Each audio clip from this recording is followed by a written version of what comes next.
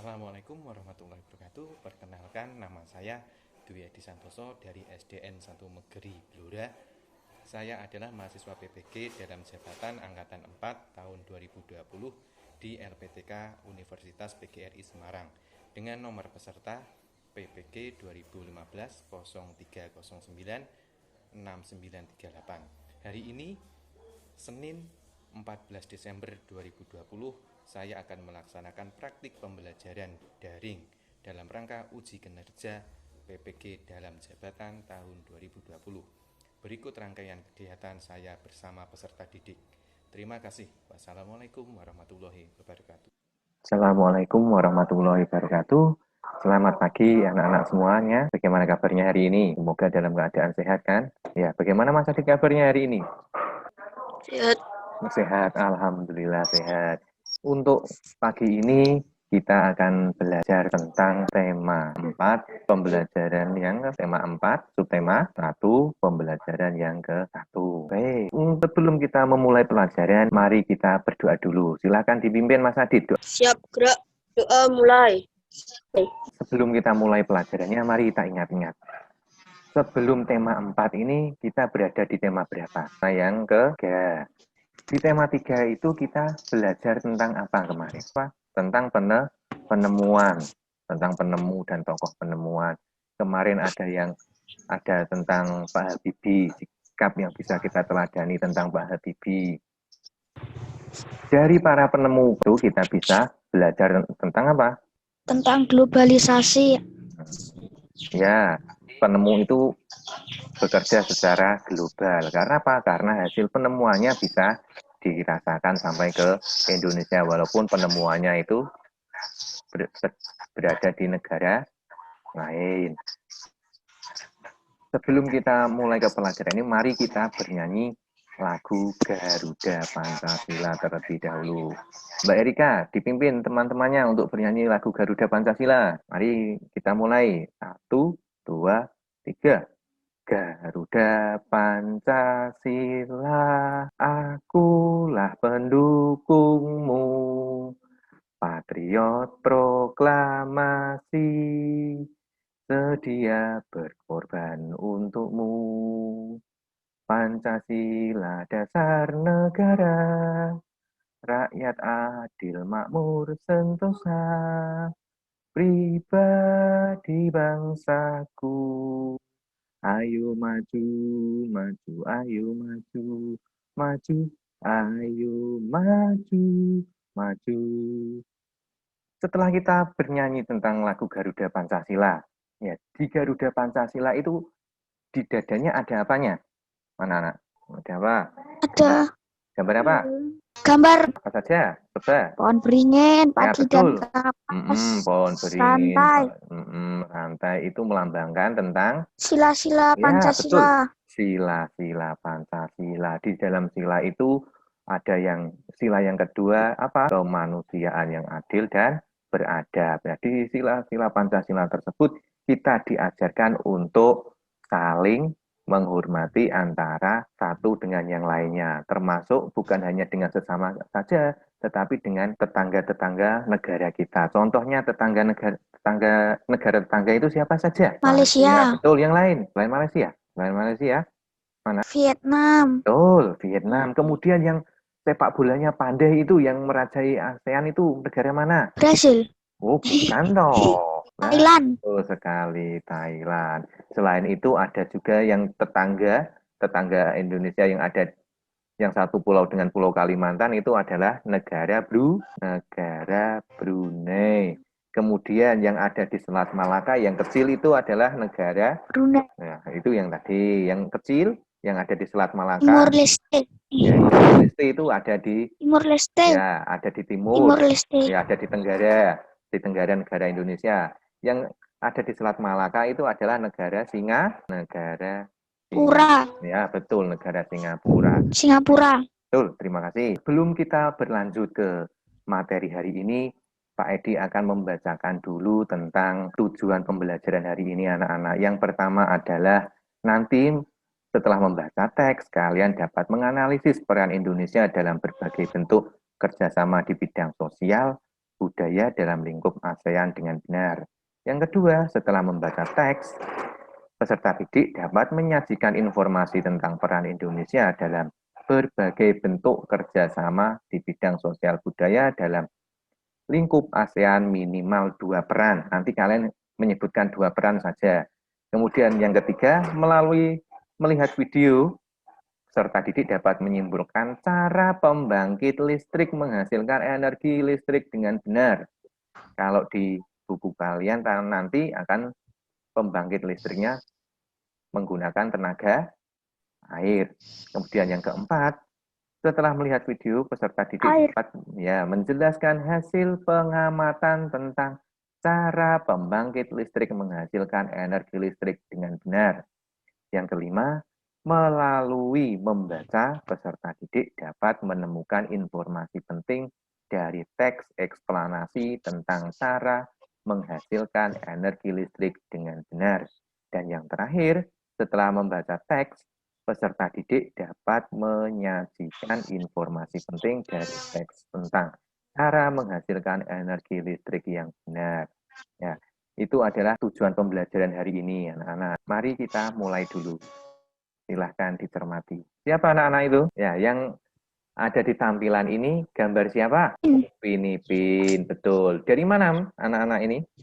Malaysia. Dari Malaysia. Kemudian, bagaimana film yang dari Malaysia kok bisa ditampilkan di film yang dari luar negeri bisa sampai ke Indonesia dengan berbagai cara.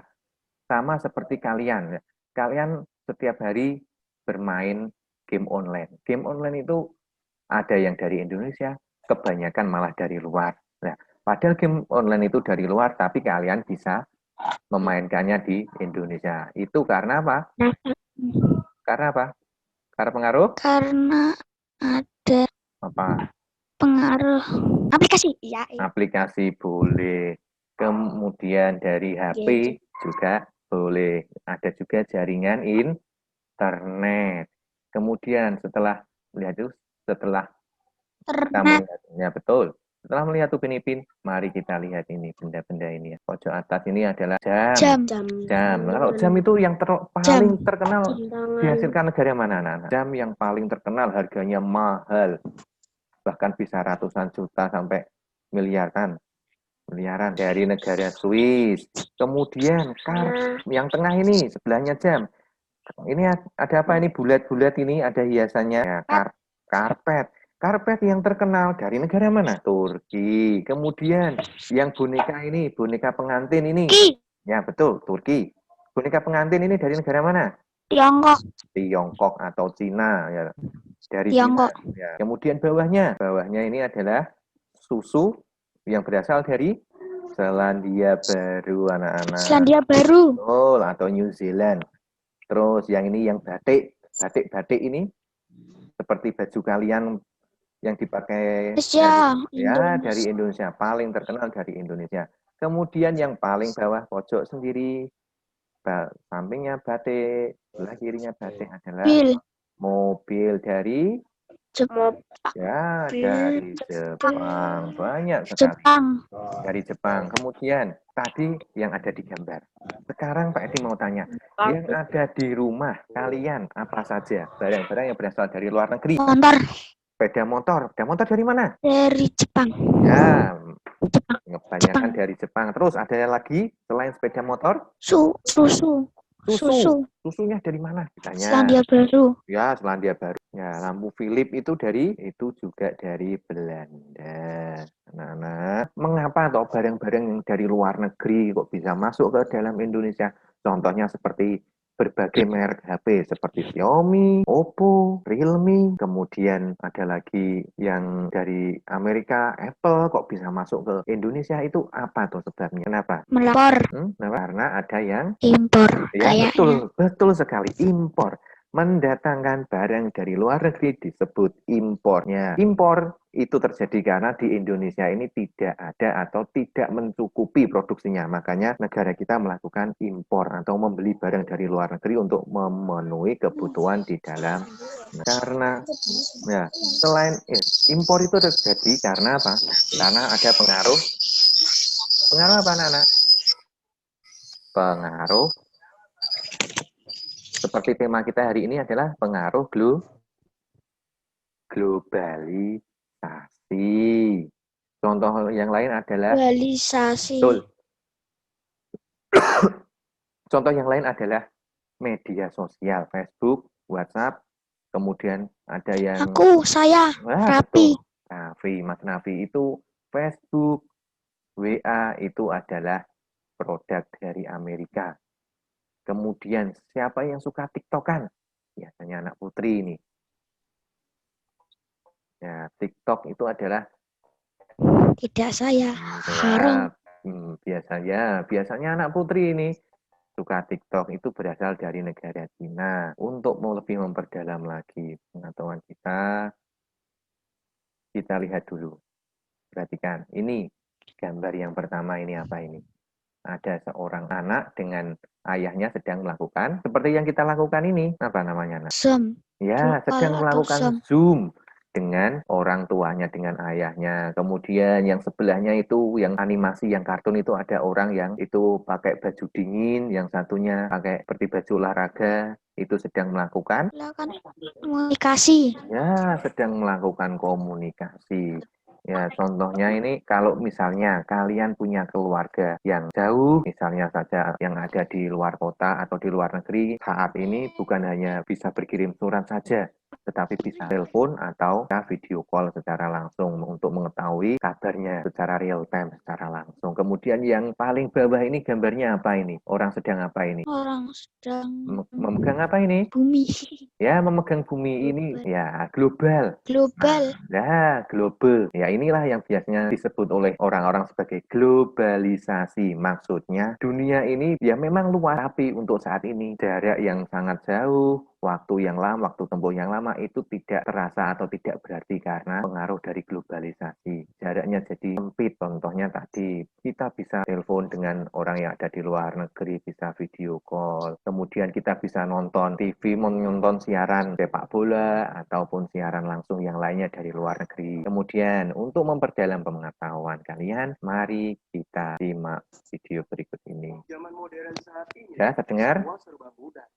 Kita bisa belanja dari luar negeri, tahu kabar Sudah. negara, dan komunikasi dengan saudara di luar kota.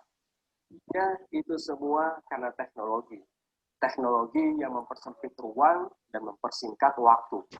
Sadar nggak sih kalau itu semua merupakan dampak dari globalisasi? Halo sahabat rumah belajar, pada kesempatan kali ini kita akan mempelajari materi globalisasi bersama Pak Fah, Duta Rumah Belajar Jawa Tengah.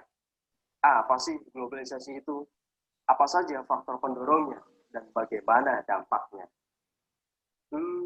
Kalian tahu nggak apa itu globalisasi? Globalisasi adalah meluasnya pengaruh kebudayaan dan ilmu pengetahuan ke seluruh penjuru dunia. Bisa dibilang globalisasi itu identik dengan global village, di mana batas antara negara menjadi pudar karena adanya teknologi dan informasi. Lalu kok bisa ya menjadi pudar? Karena saat ini setiap orang bisa pergi kemanapun dengan cepat dan mudah menggunakan beragam transportasi modern, seperti pesawat terbang, kapal pesiar, atau menggunakan kereta api. Selain dari itu, interaksi dan komunikasi lintas negara sekarang tuh gampang diakses melalui koneksi internet. Globalisasi itu tidak terjadi secara otomatis, tapi ada loh faktor penyebabnya, seperti ilmu pengetahuan dan teknologi atau IPTEK.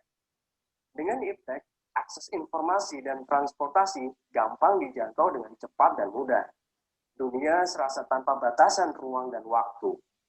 Selain dari itu, dengan adanya pasar bebas, transaksi ekonomi lintas negara dapat dilakukan secara online.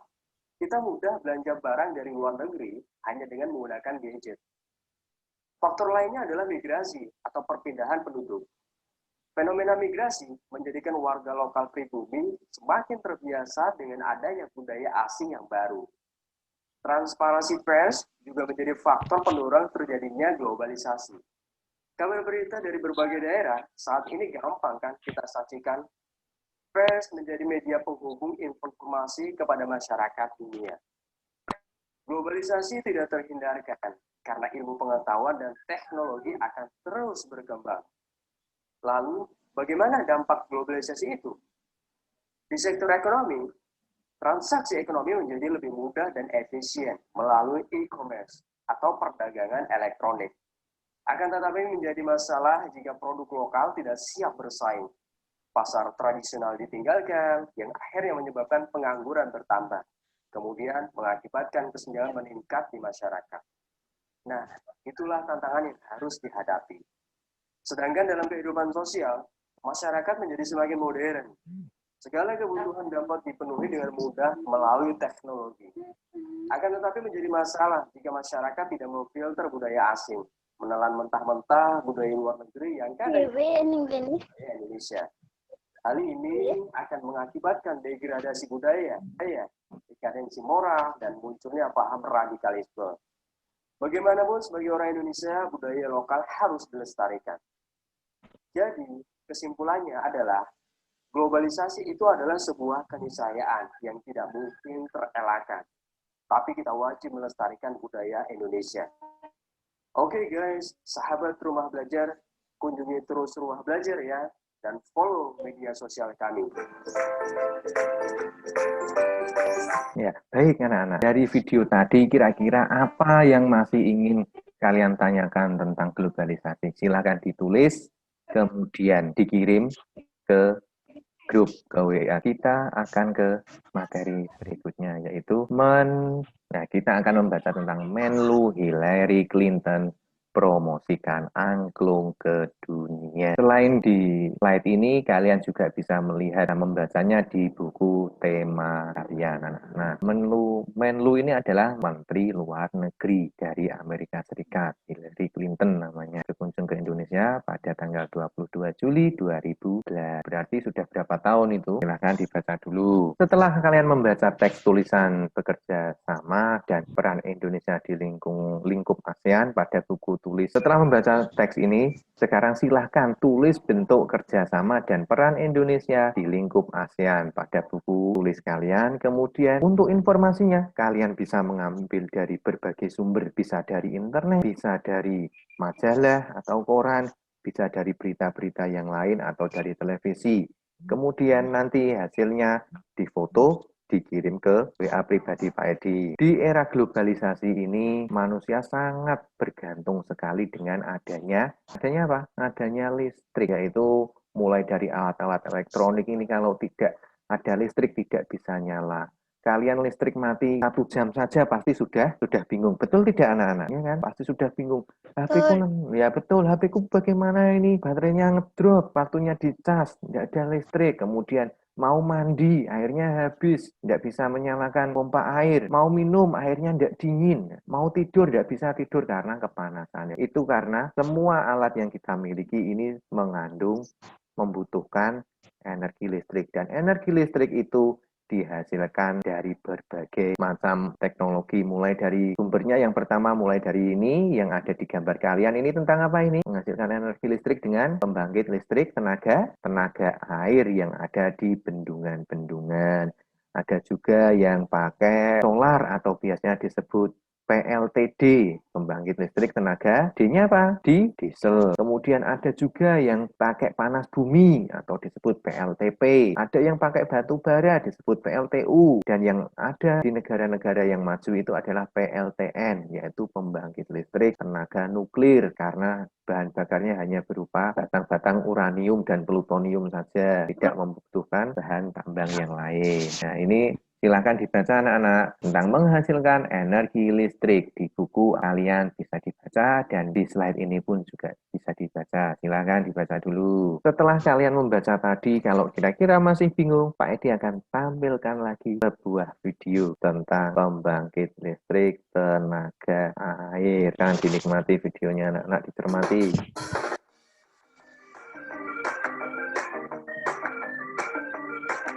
Di era globalisasi, listrik berperan sangat penting. Hampir semua peralatan memerlukan listrik. Listrik diproduksi atau dihasilkan oleh pembangkit energi listrik. Di pusat pembangkit tenaga listrik, listrik dihasilkan oleh sebuah alat yang dinamakan generator. Generator digerakkan oleh turbin dari bentuk energi lain. Energi tersebut bisa berupa air di pembangkit listrik tenaga air atau PLTA, gas di PLTG, uap di PLTU, diesel di PLTD, panas bumi di PLTP, dan nuklir di PLTN. Pada pembelajaran kali ini, kita akan mempelajari proses produksi listrik pada pembangkit listrik tenaga air. Air merupakan sumber energi yang murah dan mudah didapat. Di dalam air tersimpan energi potensial pada air terjun dan energi gerak pada air yang mengalir. Pemanfaatan energi air banyak dilakukan dengan menggunakan kincir air atau turbin air yang memanfaatkan air terjun atau aliran air di sungai. Pada era modern, tenaga air banyak dimanfaatkan untuk menghasilkan listrik pada PLTA. Pembangkit listrik ini bekerja dengan cara mengubah energi pada air mengalir menjadi energi gerak yang akan menggerakkan turbin. Turbin akan dihubungkan dengan generator yang akan menghasilkan energi listrik. Kemudian, energi listrik tersebut akan dialirkan melalui jaringan-jaringan yang telah dibuat hingga akhirnya energi listrik sampai ke rumah. Apa saja bagian-bagian PLTA? Berikut ini akan dijelaskan bagian-bagian PLTA. 1. Bendungan. Bendungan berfungsi menampung air dalam jumlah besar agar tenaga yang dihasilkan juga besar. Selain itu, bendungan juga memiliki berbagai fungsi lainnya, seperti untuk perikanan dan untuk mencegah banjir. 2. Turbin. Turbin adalah roda besar yang berputar cepat. Turbin berfungsi mengubah aliran air menjadi energi gerak. Air yang jatuh akan mendorong baling-baling sehingga menyebabkan turbin berputar. Turbin ini akan dihubungkan ke generator. 3. Generator. Generator dihubungkan dengan turbin melalui gigi-gigi putar sehingga ketika baling-baling turbin berputar, maka generator juga ikut berputar. Generator selanjutnya menghubungkan energi gerak dari turbin menjadi energi listrik. 4. Jalur transmisi. Jalur transmisi berfungsi mengalirkan listrik dari PLTA menuju pemakai, baik rumah, perkantoran, maupun industri. Selain dihasilkan dalam skala besar, listrik juga dapat dihasilkan oleh pembangkit listrik dalam skala kecil. Pembangkit listrik yang menghasilkan listrik dalam skala kecil disebut pembangkit listrik tenaga mikrohidro atau PLTMH. PLTMH memanfaatkan saluran irigasi, sungai, atau air terjun tanpa dibendung terlebih dahulu. PLTMH dibuat di pedesaan dan biasanya dibuat secara swadaya oleh penduduk pedesaan.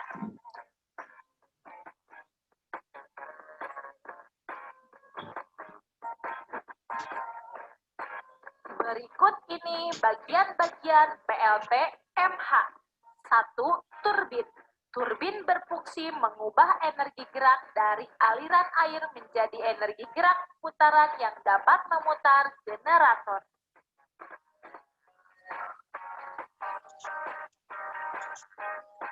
2. Generator. Generator berfungsi menghasilkan listrik dari putaran turbin. 3. Saluran pembawa. Saluran pembawa berfungsi menjaga ketinggian dari air yang disalurkan. 4. Panel kontrol. Panel kontrol berfungsi untuk menstabilkan tegangan.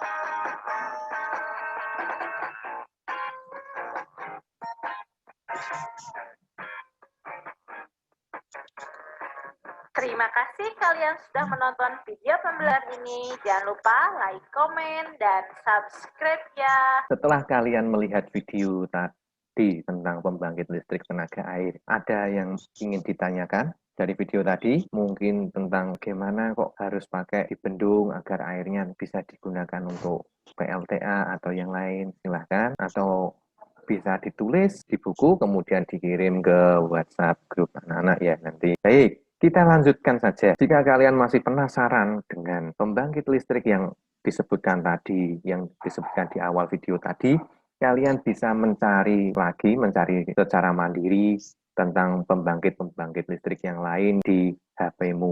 Mungkin kalian bisa lihat di YouTube atau di sumber yang lain, di sana sudah lengkap. Mulai dari jenis pembangkit listriknya, kemudian proses kerjanya, sampai bagian-bagiannya. Kemudian dari video tadi pada akhir penayangan tadi ada pembangkit listrik tenaga apa anak-anak? Pembangkit listrik tenaga mikrohidro. Itu biasanya yang dibangun di daerah pedesaan agar bisa menikmati listrik. Di bukumu juga ada tentang PLTMH. Ya, nanti kalian silahkan tuliskan proses dihasilkan listrik dari pembangkit listrik tenaga mikrohidro tersebut. Ya, ditulis, kemudian jika sudah selesai, difoto, dikirimkan ke WA Pak Edi saja, tidak usah di WA grup. Kemudian selanjutnya dari yang sebelum video tadi kita membaca tentang teks tadi ini berisi tentang apa? Tentang informasi. Ya, teks yang sudah kalian baca tadi tentang bagaimana menghasilkan listrik tadi, itu disebut sebagai teks eksplanasi. Nah, teks eksplanasi ini bisa dijelaskan melalui video berikut, anak-anak. Apa ada yang sudah tahu apa sih teks eksplanasi itu? Nah, mari kita cari tahu. Apa itu teks eksplanasi? Teks eksplanasi adalah teks yang berisi informasi tentang fenomena yang terjadi di masyarakat atau informasi tentang suatu hal. Apa pula teks eksplanasi ilmiah itu? Teks eksplanasi ilmiah adalah teks eksplanasi yang menerangkan suatu proses yang bersifat ilmu pengetahuan alam, seperti gejala alam, terjadinya pelangi, proses arus listrik, dan sebagainya. Fungsi dan tujuan teks eksplanasi. Pertama, teks eksplanasi ini berfungsi untuk memberikan penjelasan kepada pembaca tentang proses terjadinya sesuatu yang disusun menurut prinsip sebab akibat. Adapun tujuan teks eksplanasi adalah memberikan penjelasan kepada pembaca tentang proses terjadinya sesuatu. Struktur teks eksplanasi ini ada 3 macam loh. Pertama, pernyataan umum atau pembukaan. 2, deretan penjelas atau isi, dan penutup atau simpulan. Nah, untuk lebih jelasnya, kita akan mencari tahu apa ketiga-tiga dari struktur teks eksplanasi. Teks eksplanasi terdiri atas 3. Yang pertama, pernyataan umum atau pembukaan. Bagian pernyataan umum berisi informasi singkat tentang hal yang akan dibicarakan. Yang kedua, deretan penjelas atau isi. Bagian penjelas berisi urutan uraian atau penjelasan tentang proses dari suatu peristiwa yang terjadi. Yang ketiga adalah penutup atau simpulan. Bagian penutup berisi simpulan dari teks atau pendapat penulis mengenai fenomena yang dijelaskan dalam teks tadi. Nah, teks eksplanasi ini ternyata mengandung kalimat efektif dan kosakata yang baku. Apa sih kalimat efektif itu? Kalimat efektif adalah kalimat yang menggunakan gagasan sehingga mudah dipahami. Dan biasanya kalimat efektif ini memiliki pola S, P, O, dan K. Lalu, apa sih kosakata baku itu? Kosakata baku adalah kosakata yang penulisannya telah sesuai dengan pedoman umum ejaan bahasa Indonesia. Ya, nah, cara mencari informasi penting dari teks eksplanasi ini ada 5 loh. Pertama, bacalah teks dengan seksama. Yang kedua, pahamilah makna setiap kalimat yang ada pada teks. Yang ketiga, temukanlah kalimat utama atau gagasan pokok dalam setiap paragraf. 4, tandailah kata atau kalimat yang mengandung kata kunci atau keyword. Kita dapat mengenali kata kunci berdasarkan judul teks dan objek yang dibahas dalam teks tersebut. Dan yang terakhir, buatlah beberapa pertanyaan yang mengandung unsur 5W tambah 1H atau 5W tambah 1H. Kemudian, cobalah jawab pertanyaan tersebut agar mendapatkan informasi. Nah, setelah mempelajari materi yang disajikan tadi, silahkan kita berlatih mengerjakan latihan ini. Berikut disajikan sebuah teks eksplanasi yang terdiri dari 3 paragraf. Setelah membaca dengan seksama, tugas kalian selanjutnya adalah menuliskan informasi penting dalam setiap paragraf pada diagram berikut. Yang pertama, paragraf 1, topik masalahnya apa. Paragraf kedua, deret penjelasnya apa. Dan paragraf ketiga, kesimpulan atau pendapat penulis. Anak-anakku semua, terima kasih telah menyimak.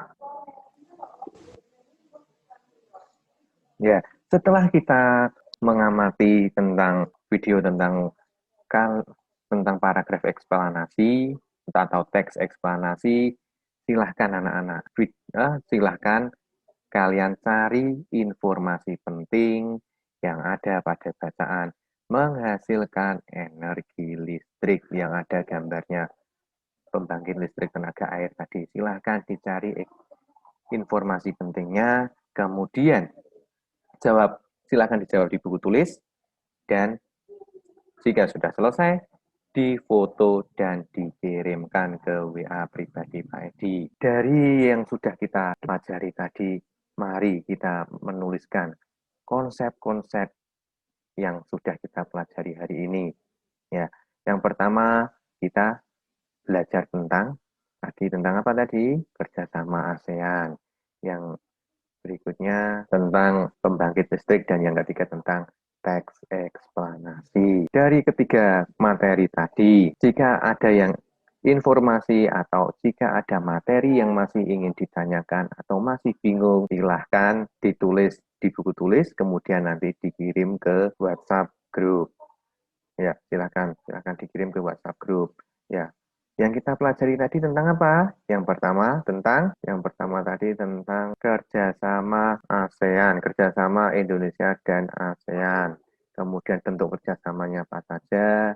Tadi sudah kita bahas. Kemudian yang kedua tentang pembangkit listrik tenaga air dan pembangkit listrik tenaga mikro hidro. Terus yang ketiga yang baru saja adalah tentang teks eksplanasi. Baik, sebelum pelajaran ini diakhiri, silahkan nanti di rumah kalian cari informasi tentang reklame. Untuk materi berikutnya silahkan cari materi tentang reklame. Kemudian jangan lupa nanti evaluasinya dikerjakan ya anak-anak. Baik, untuk mengakhiri pembelajaran ini, mari kita berdoa. Terima kasih anak-anak, selamat belajar. Jangan lupa patuhi protokol kesehatan dan jaga kebersihan di lingkunganmu agar kita tetap sehat dan bugar. Baik, diakhiri. Assalamualaikum warahmatullahi wabarakatuh.